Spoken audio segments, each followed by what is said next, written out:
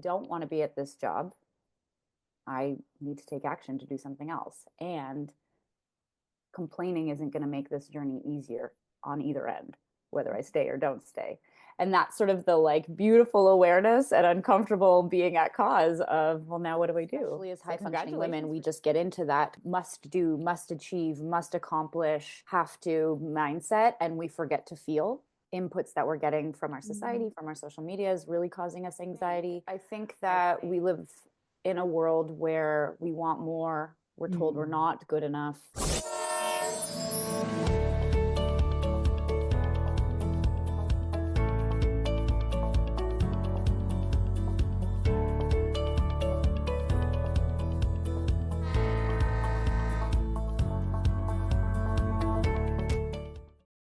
If healing wasn't needed, there might not be a healing train for us to hop on to have these painful conversations and address the wounds that need to be healed.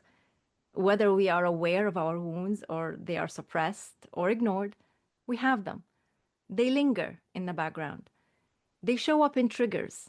They appear in our reactions, in our day-to-day lives. And they will be that culprit you can't get rid of until you face it head on. Thank you for joining me on yet another season of the Healing Train podcast. I'm Rania, a survivor of narcissistic abuse, a self-made woman, a fighter, a light worker. I show up here in this space hoping to make a difference in just one person's life. If that's you, I'm happy you found me. And if you know someone who will benefit from these talks, share it, comment, share your thoughts, experiences, share your wins, share your struggles. Join me on the special episodes I announce on this show where your voice can be heard. Yes, you. Your story matters too. The lessons you learned can help another soul. So come aboard the Healing Train every Wednesday, where we will laugh, cry, and heal together. With us on the Healing Train today, we have Lindsey. Lindsey helps women with high functioning anxiety break free from the overwhelm and stress of everyday life. Her mission is to help you live your life feeling powerful and in charge. And in her own words, she says, I help you feel like you again, without meds. And without further introduction, Lindsey, welcome to the show. I'm so glad to be here, Rania. Thank you. Lindsey, I normally start with a quotation that you might find very appropriate to the subject matter that we'll be talking about today. And it goes like this. If you observe your life closely, you'll realize that some of your experiences are repeating in life. These experiences are referred as cycles. They will follow the same patterns, but the people who are involved in those experiences will be different. Pay attention to the patterns in your life and break the cycle. When something negative continues to repeat itself, it often means you have yet to learn the lesson. At the conscious writer, this is who I'm crediting this quotation to. Wow, right? So powerful. So powerful. Mm-hmm. Now, let's dive right into our topic today, Lindsey. And the first thing I want to ask you is, what inspired you to focus on coaching women with high functioning anxiety, your specialty? Was there a personal experience that fueled this passion, or it's just you felt the need that this is what needed out there? Share with us if you may. Yeah, thank you. That quotation is really beautiful, and I think it really lends well to yeah, the women that we both really support. I mean, I think the inspiration came from my own personal story, and so that bleeds into my personal experience. I mean, I was her. I had a great everything was great on paper, right? I had a job, I had a house, like I had all the things you're supposed to need. Yeah. And but I was so overwhelmed in my daily life, and I was suffering. I was suffering through this anxiety all the time, and it showed up like being totally unhappy and being unsatisfied, and just this real victim mindset that I had in my life. And I had gone through another breakup, and it was this like kind of crashing down of my world again. And it was like I had a realization that no one's coming to save me. I have to do it myself. And if I'm not willing to put in the work, figure out what is going on inside me, we're going to keep going. We're going to keep doing the cycle again and again. And it was a matter of I hit this point of I need to see a visceral change for me. I needed to. I had tried all these medications. I had tried everything to like make me happier. Mm. And yeah, coaching really changed my life. And Mhm. so it's kind of one of those I have to help other women. That's beautiful, Lindsay. I'm so Mhm. happy to hear that you've turned, let's say, some challenges, Yeah, obstacles in your own journey. yeah, Not only that you learned how to heal yourself and find better ways and break your cycle, mm, to help others do the mm, same. And I believe a lot of us who are in that space, in the coaching industry, in the holistic, in all these energy modalities, most of us are there because we've experienced it ourselves, and yeah, we know that we were looking for answers. So we want us in some way be that answer, although yeah, we know that we cannot make anyone break their cycle or recognize or be aware. It's everyone have to do the work themselves, but at least showing up and being here yeah. makes it possible. Yeah, I think being an example of what's possible Yeah. and just like wanting to support women through it. Like we don't do that enough, holding each other up. And this was just something that was like, I have a secret now that people need to know about. And I found Mhm. this freedom, this life freedom from that cycle. And yeah, yeah, absolutely. I'd love for you to share with us some of those things, but before we do, I'm wondering what may be some causes in Mm, our life that we may not be aware of that would create this anxiety that you were mentioning earlier that a lot of women and men as well are suffering from. What can be mm. some of the causes? Everything and anything, I think that we live in a world where we want more. We're told we're Mm. not good enough. For a lot of my clients, it's achievement based. They've got a good job, they have a house, they have a family, but nothing's good enough. They're not, they're striving against themselves. Right? I think that, yeah, I think that social media creates this world where we have to be fill in the blank, and we're Mhm. watching everybody else's highlight reel. So I think inputs that we're getting from our society, from our social media, is really causing us anxiety. I think a lack of mindfulness, a lack Mhm. of ability to or desire, or even just knowing of how to look inside ourselves and meet our own needs. You know, some are moms, some are trying to meet everybody else's needs, partners, and we forget how to take care of ourselves. And so I think those are the underlying things that just it mounts. No, you're absolutely right. And what you're really talking about here is external pressures and And I think in turn, expectations. yeah, yeah. And then I think in turn we set expectations and pressures for ourselves, Yeah. and then it just mounts. And then we end up in a cycle, Yeah. right? Yes. Yeah. And sometimes we go through stages in life where we may recognize, right? Mm, Where the patterns, the mm, unhealthy patterns, and we listen to a webinar or we attend some workshop or we read a book and we get all hyped up about it and we're like, okay, I'm gonna make the change.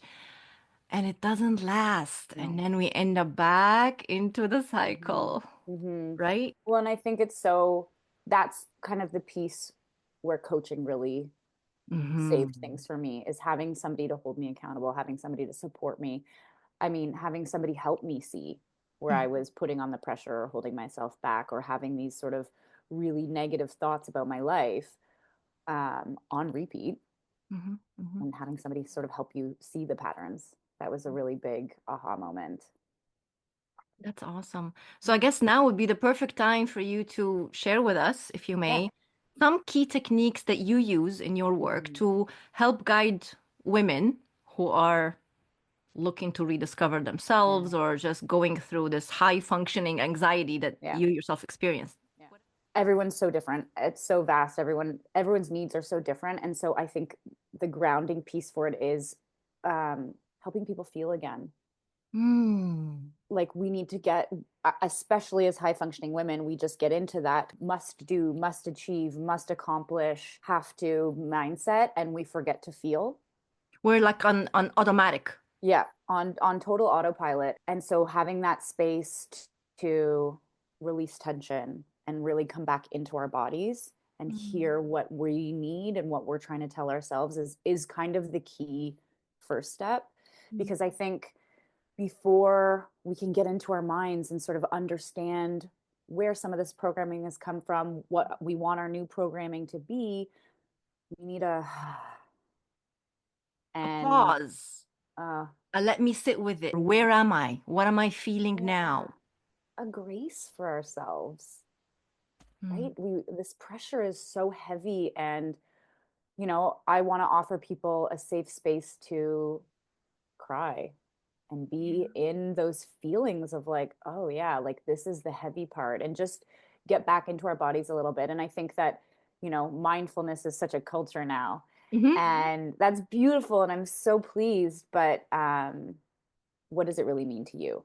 Exactly. And how can I implement it? So yeah, so first is offering them a capacity to feel again, or like a safe container to do that. The next thing we would work on is listening to ourselves, like really getting in tune with what's going on inside that narrative that we're playing all day, all night, just being aware of it, right? Like we don't know our patterns and we can't break them until we actually realize what's going on. And while I think coaching doesn't always go too deep into childhoods and where it all came from, and that sometimes there's space for that, it's just an understanding of where it came from, and like whose voices those are, and we want to take them forward with us. And then the next step from that would be supporting you to reprogram, like, where do you want to go, what do you want to do, and like giving, when we take away the power that anxiety has and the drain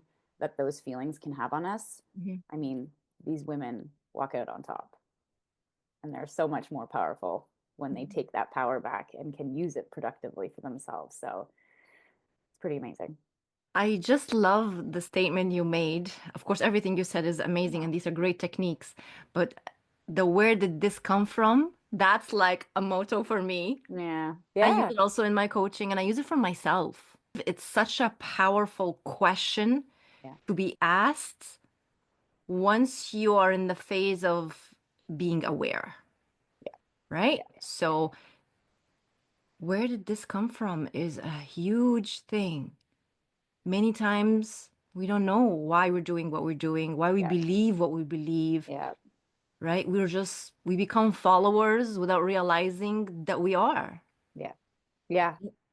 And sometimes we give weight to others who are in leadership roles that we trust so blindly. Yeah, we should follow that because they said so, or because they are advising us so. And that's another topic for another day, about the responsibility of being in a leadership role, because not everybody's using it wisely, and you could really damage people in those roles. But like I said, it's another topic for another day, a whole another one. We need to question everything and everyone. Like there is no exception here of questioning where did this come from. Including ourselves. Yeah, absolutely. Whose voice is this? Why am I believing this? Yeah, absolutely. A brief stop at a station. Most of us are healing from something.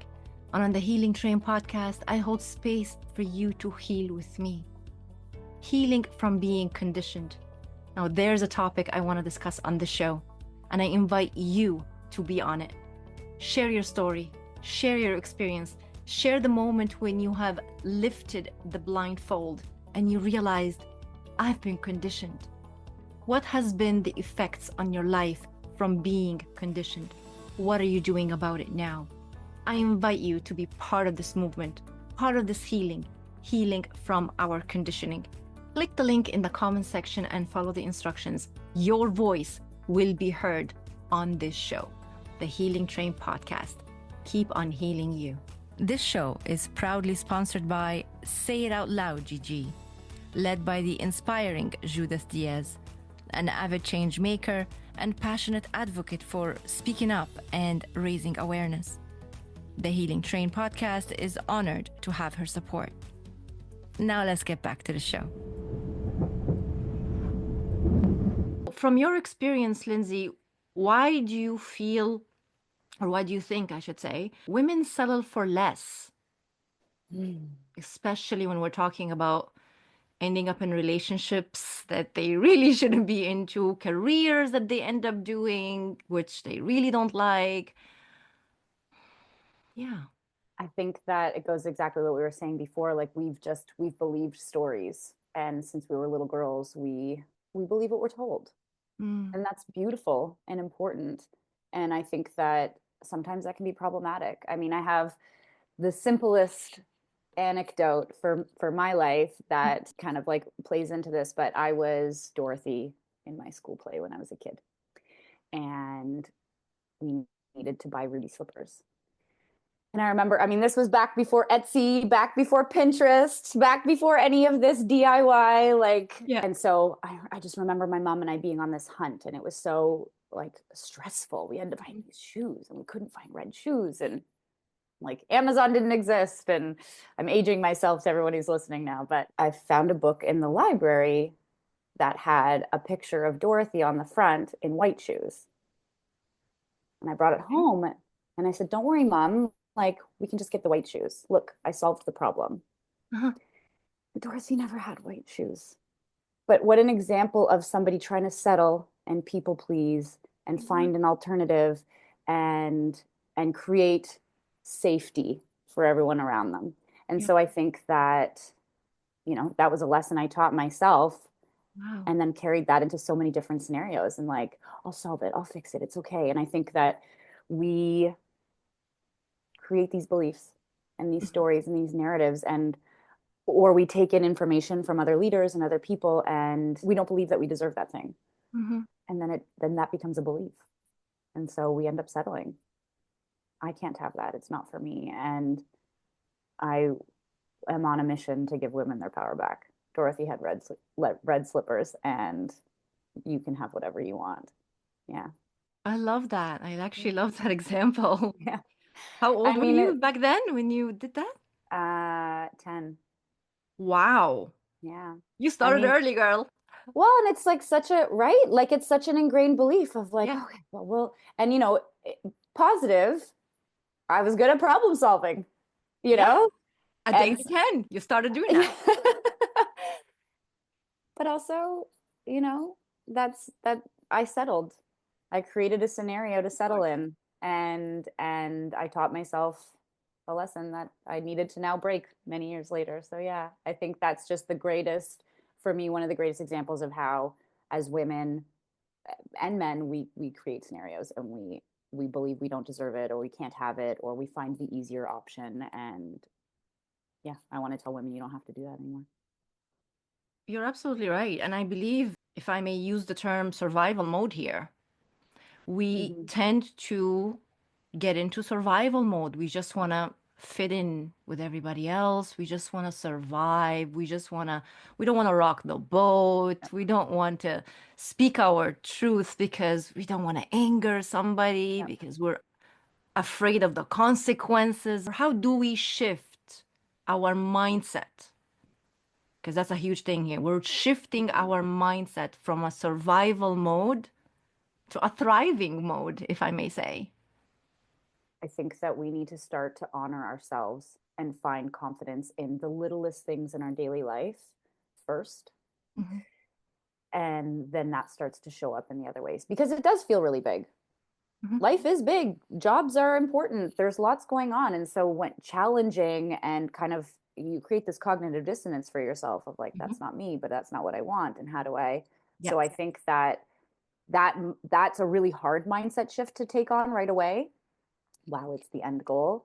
I Mhm. think that helping people find confidence in the small ways and building that gratitude for what they have Mm. allows them the opportunity to look at, we start to look at, when you build confidence and when you have gratitude for what you have, you start to look at your life with way more possibility And that's because where you the be, shift happens. yeah, It because you starts believe it's with the little possible. things, exactly like you Yeah, said. And then if we allow ourselves, yeah, see, that's a very key thing here is that we have to allow ourselves to look at everything else and not just kind of brush it off and say, oh, it's because it was easy, something little I could do that. But with this, no, I can't. So it's like we put the blocks ourselves totally. and we make the decision that, oh, this I can handle, this I cannot handle. So Mm-hmm. we put our blocks Mm-hmm. by ourselves. Mm-hmm. And again, if we were to dig deep and figure out where did that thought come from? Why is that my thought process right Yeah. now? Why is that driving me? It's so challenging to ask ourselves those questions. Mm. It's hard work. It's uncomfortable. Yes, And it's uncomfortable is the it's key here. really uncomfortable. And when I started on this journey of doing this work, my coach held my hand and Mm. just gave me this, let's just, it's the onion. Let's just peel it back a little bit at a time, and walks you through, finding that confidence in those little daily things so that you have more confidence to ask those questions a little bit deeper and go a little bit more into it. And yeah, that self-reflection Mhm. is key. And I really love teaching being intentional. Mm. I really love teaching people to have intention in their actions and their thoughts, and what they're doing creates power in themselves. It creates that confidence, giving them that idea of, because we run on autopilot, because we Mhm. just do, and we have to ask the question, whose voice is that? Whose guidance is that? Mhm. And when we can reflect on ourselves and be really intentional, you get more confidence. You grow in your confidence as you move forward. Because you know it's coming from you now, not from outside of you. Yeah, it's what you want. Yeah, yeah. But That's it's uncomfortable. it is uncomfortable. What do you think we're really looking for here? The easy way? Familiar. Familiar. I think that familiar feels easier. Familiar feels safer. Mhm. And I mean, that's been a journey for me personally to learn that that's not always the case. I can definitely relate and tell you that I remember having a moment at a previous job Mm, many years ago. I was sitting in a cubicle, at my desk, corporate job, and I just spaced out for a second. And I can't believe I'm even like recalling the details of it right now, mm, but it's coming up for me. And I said, why am I doing this job? And I don't even want to do this. And then immediately the answer came back because it pays the bills, Rania. Because what else are you going to do? Because you work mm, so hard to get to this point of where you are now. You're making good money. Why would you want to start over? You see, these were the thoughts that were running through my mind mm. as a comeback to me questioning. It's like my authentic self came out for a Yeah, second. And then I was hit by like bam, bam, bam. And that's all going on in my mind. yeah, yeah, And that's the battle that almost every single person out there experiences. I'm absolutely. just sharing a small example from my life Mm, that I'm sure others could relate to. absolutely. And then it's up to us at that point. What do we do? What do we do with that questioning? After we Yeah. questioned, now what? Yeah, I think when you get to that awareness, it's like, oh, It's well, decision time.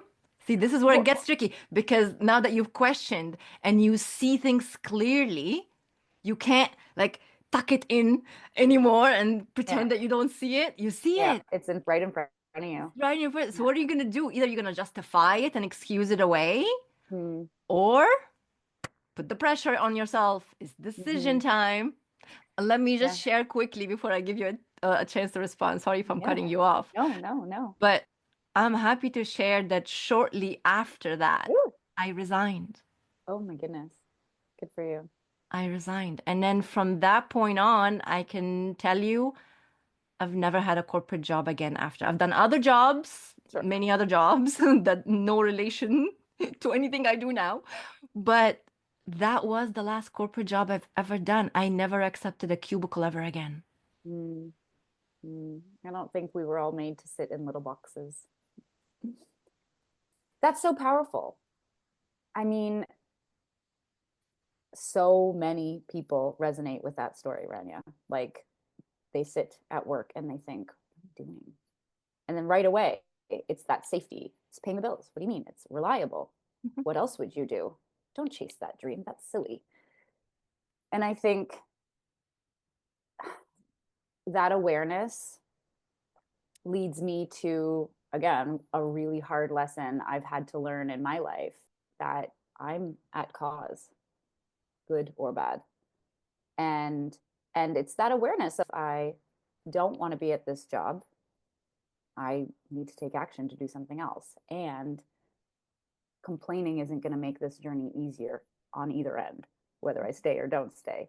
And that's sort of the like beautiful awareness and uncomfortable being at cause of, well, now what do I do? So congratulations for taking the leap and getting out, because that's a scary thing to do. Amazing. Yeah, yeah, Amazing. definitely. And I would say when you do take the action to break some sort of a Mm, cycle, right? yeah. Because we have many cycles, right? But let's just Yeah. say it was the cycle of career and comfort in a job, of a steady income, of a status, of a title, whatever it Yeah. may be, that you worked Yeah. so hard to get to Yeah. where you are and invested time and energy and possibly Yeah. money with education. We're thinking about all those things that we've invested in and we don't want to let it go to waste, let's Mm, say. Being silly, because that's how I look at it. I was being silly, continuing on a path so I could waste more time and waste more energy. And yeah. like that Yeah. doesn't even make any sense. Yeah. I had to like question the actions. Like, does that make any sense, Rania? That you've invested however many years into this career path. You don't like it, so what, you want to waste more? Yeah. How much more of your life do you want to waste until you say enough is enough? And I think the same goes with Yeah. relationships. And if I may, Yeah. because relationship is a big deal here for me, right? And as you are well aware, that one of my main subjects I talk about is toxic relationships. Mhm. And women, because this is who I'm helping as well, but also goes for men, who get stuck into a cycle and a pattern of going from one relationship to the next, and it's toxic after toxic after Yeah. toxic. But there's this moment where we go, oh, maybe I should end this relationship. But then what comes up in our head? But I've already invested so and so years into this, and I already know this person. Do I want to Yeah. start all over again? Yeah. Let Yep. me stick with the devil I know than the devil I don't know. And that's what we say to ourselves. Yeah. I couldn't agree more. And I think it comes back to that desire for familiar and comfortable, Yeah. and uncomfortable and unfamiliar. It's challenging. Hmm. And I think even whether you're taking that cycle to different relationships, Yeah. so many of us need to reflect on it within our relationship. Yeah. And it's such powerful awareness to go, what's going on here? You know, who's thriving here? What's going on here? And yeah, I totally agree. We, particularly as women, have this, yeah, biological clock that Hmm. goes, are you sure? Are Hmm. you sure? You don't want to just be unhappy for the rest of your life and just And keep going settle here yet and again. settle? You want the white shoes? Go ahead.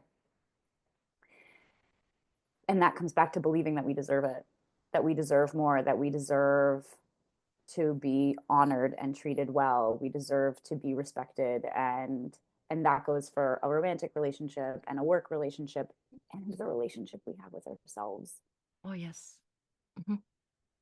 And Many that's, I of us think, don't. truly where it all stems from, right? Like when we learn how to have true confidence in ourselves and true gratitude for ourselves as women, it starts to spill out in our romantic relationships and in our work relationships, that we're holding ourselves to a higher standard, so Hmm. other people will as well. Yeah. And we don't allow Mhm. many things when you hit that thought. And for anyone who's listening who's kind of in a scenario that we're describing, that doesn't mean you have to leave your partner, Mhm. right? That just means there's just an awareness and so much growth that can happen that could be really fruitful for your relationship that you're in. So yeah, I think that's really beautiful. It's all about digging and asking the right questions, being aware, sitting with your feelings, like you mentioned Mm, earlier, being mindful of it. And it's not yeah. just big words we're throwing out here, because I know people are looking for practical solutions. If you may Right. share Yep. with us a few practical Yeah. strategies, that we can use to manage our stress, Yeah. our anxiety, if we are in unhealthy relationships. The very first practical strategy I give my clients is habit stacking. So many of us are busy. We're also busy, and especially these high functioning women, high functioning anxiety women are like, "Are you kidding? I don't have time to sit and meditate. Like I'm coming to you because I don't have any more time and I need you to make it for me." So the first thing, right? We don't. Yeah. So the first thing I say to them is a habit stacking. When you're brushing your teeth, when you're doing the dishes, when you're driving, learning to like shoulders back, deep belly breath, and that pause. Find those three elements in your day that you can just put that breathing with and watch your body change. Watch the somatic exchange happen within you when you pause and you breathe for that second. Um, yeah, driving, doing the dishes, brushing your teeth, brushing your hair, taking those deep breaths throughout the day, just finding that pause.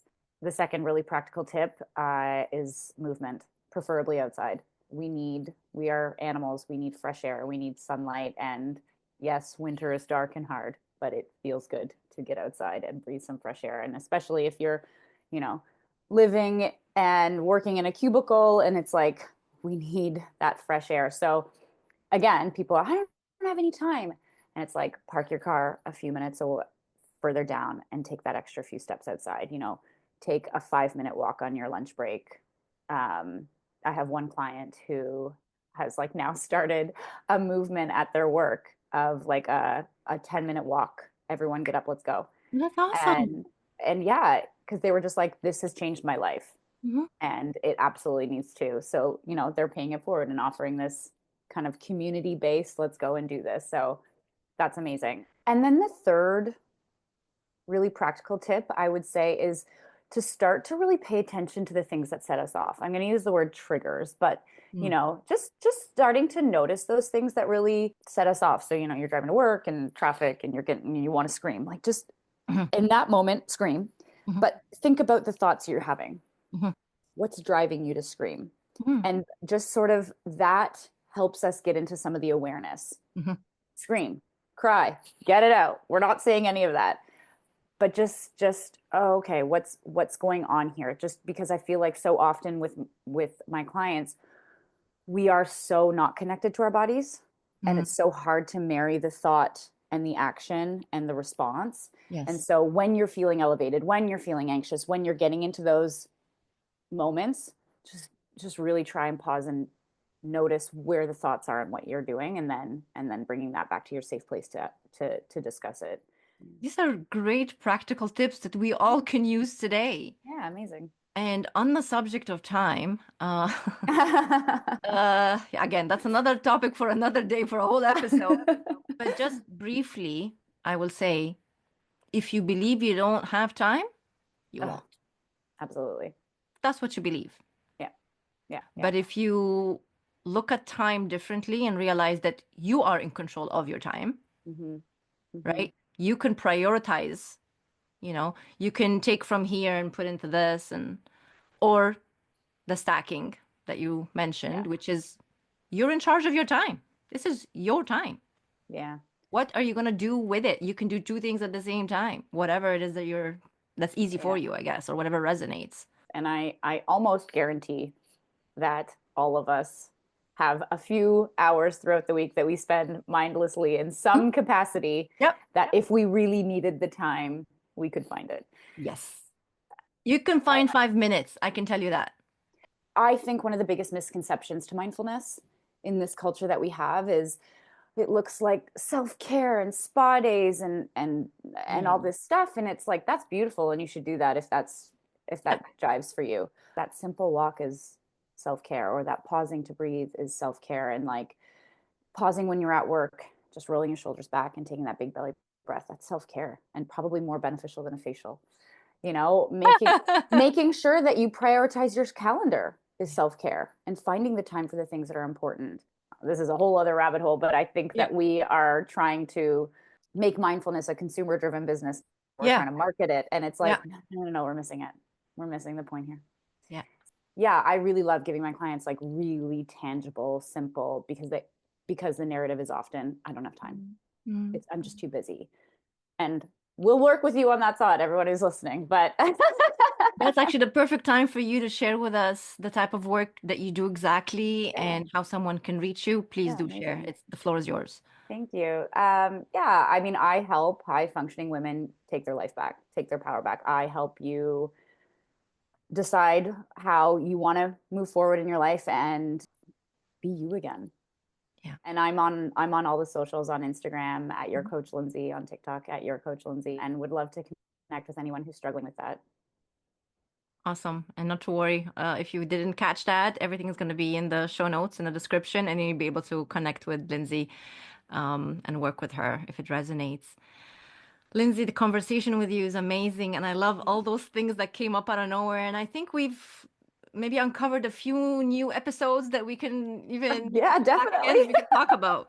Maybe we can talk Definitely. about time. Time is a big Ooh, one. the big one. Oh, that's a I don't know. It's gonna be an hour conversation maybe. Juicy. Yeah. Before we go, of course, I do appreciate your time very much. I'd like for you to share a vision. Mm, Okay, let's visualize here. A vision for a woman who has decided that mm, she wants to regain her power and to begin living the life that she truly deserves. mm, When she's done that uncomfortable work and mm. peeled some of the onion layers, how does transformation show up in her daily life? I think she feels magnetic. I think she feels blessed. That's how I felt. I started walking and feeling magnetic. You start to realize there's color in the world in a different way. It shows up like patience with your family. It Mm. shows up like love and joy and laughter in a different way.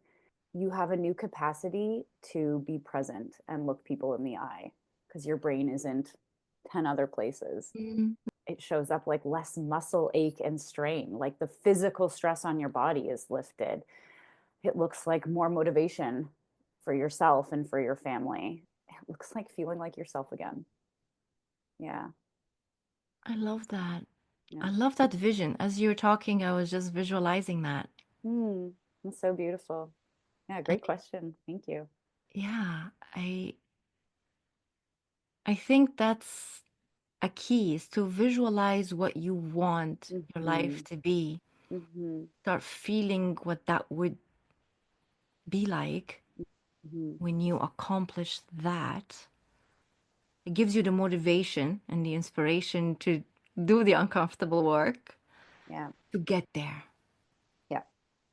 Yeah. right? I think these feelings, like when you start to feel magnetic as a woman and you can walk with that energy, you're willing to do some of the uncomfortable work because this feeling is so awesome.